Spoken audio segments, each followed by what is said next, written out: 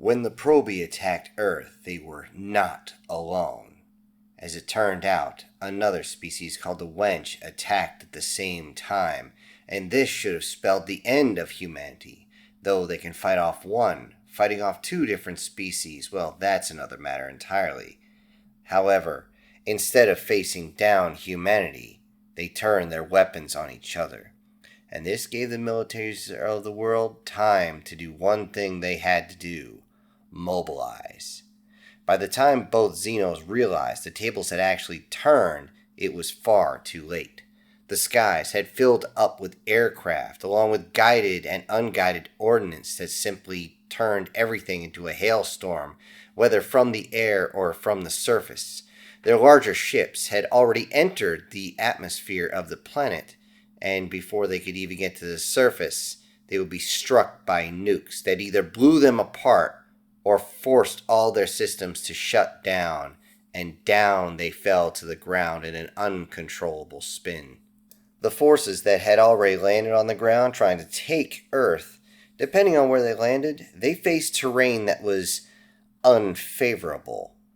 Flora and fauna that was trying to bite, scratch, burn, snap, chew, or any way, shape, or form trying to tear them apart as they tried to move across the area. And this was nothing if they found themselves anywhere near the scariest thing on the planet: desperate humans. On the ground, at first the humans kill anything that they don't think is terrestrial, and that means anything. But it isn't long before many of the humans start to pick their targets. They do this not because humanity was winning, absolutely not. As it turned out, in desperation, the invading enemy forces pushed other species to the front, using these other species as shields while they try to repair their ships to try and get out, use them as cannon fodder for the fight. These slaves are used to protect their masters, simply held in front of them so that they could survive.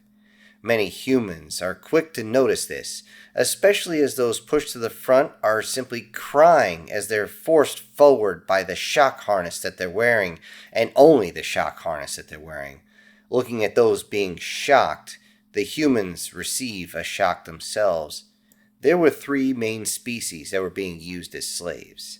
A tall, pale species that looks like a really tall human that has never, ever seen the sun. A species that, to the human eye, is so pretty that most humans are actually hesitant to squeeze the trigger no matter what. There's also another mammalian species that also looks very human, but rather short and very, very thin. This one does not have human ears, but instead, pointy fur-covered ears come out towards the top of the head, along with a long, large, bushy tail. And the lower legs look more like canine than human. Aside from that, it'd be hard-pressed to tell that they're not human. The third also looked really human, except for the absolute complete lack of fur, hair of any type, and the fact that they are very, very blue, and I don't mean sad. They're actually a solid, dark blue, almost navy blue. And it isn't until one actually gets close that you would notice that they actually have gills towards the back of their head and their neck. When they start to walk, that's the only time you notice the very wide, webbed feet that are also vastly different than human feet, at least in appearance, but not totally in functionality. And seeing these species being forced forward, many of them being shocked to the point where they simply drop on the ground and convulse, this makes a very quick realization to everyone that these are slave species, and because these slaves are unarmed, they simply bypass the slaves, running past them as they scream in fear, thinking that their lives are over, and the humans simply attack the main force. The main force is confused, realizing that their slaves are still alive. How is this possible? Weren't they supposed to guard them? Seeing this, they would immediately grab the control and try to shock the slaves into doing something.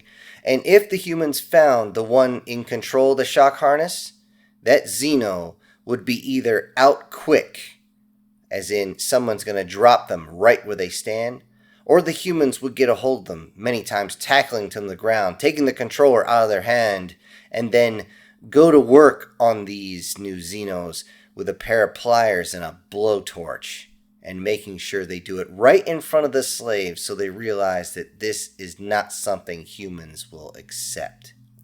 Needless to say, at that point it was clear the invasion of Earth failed, and in doing so, brought another jump in technology so vast that many people were still trying to wrap their brains around it.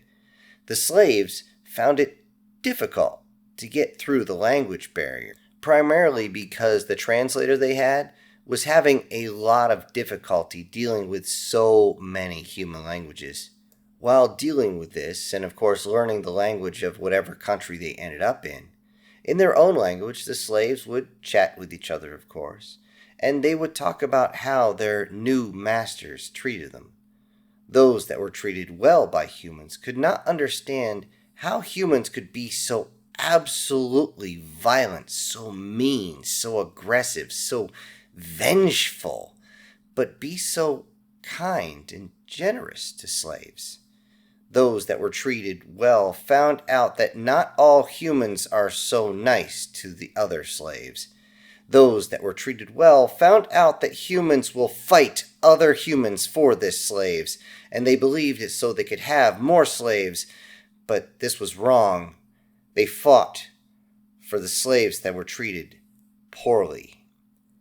Those who were treated well realized that the worse the slave was treated, the worse the human master was treated, regardless of status.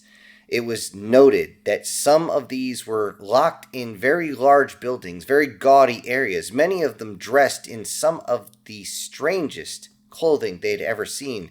Barely could be considered clothing as it was completely see-through, and yet those humans that treated them well would break in with full body armor and weapons and take the slaves back, give them medical attention, and give them proper clothing.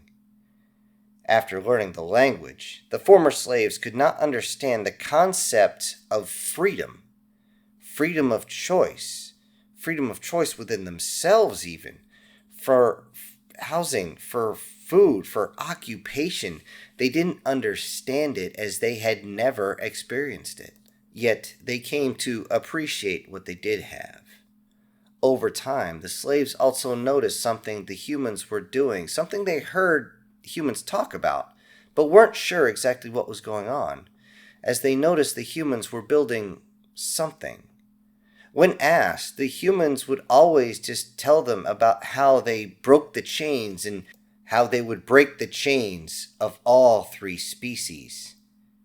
The former slaves didn't quite understand, but they did watch as the massive human ships raced off the planet to join the humans' new fleet. The former slaves did not believe that the humans would actually free their species. They believed this to be an impossible task. Yet they all heard the speech of the human admiral as he talked about, "This is what we do, who we are." Even with all the ships leaving the planet, they did not believe the mission would succeed.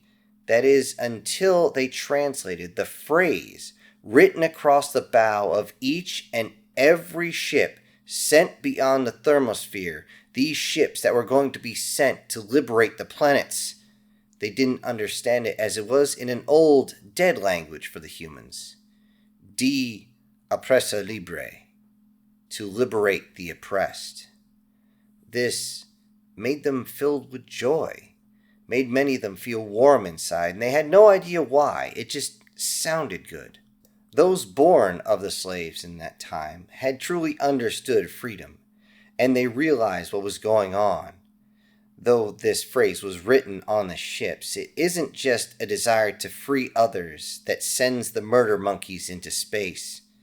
Many lost families, lost entire nations, and even entire regions of the planet were gone because of the two species fighting it out over this little blue ball. The young ones would be heard saying, "The hate drives them. It gives them focus, makes them stronger." And many ask if there will be any mercy or forgiveness for those that had enslaved an entire species.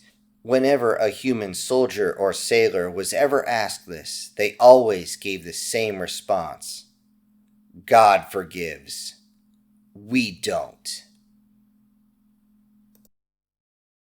Hello, everybody. This is Syntax. Thank you so much for joining me today on this quick short story.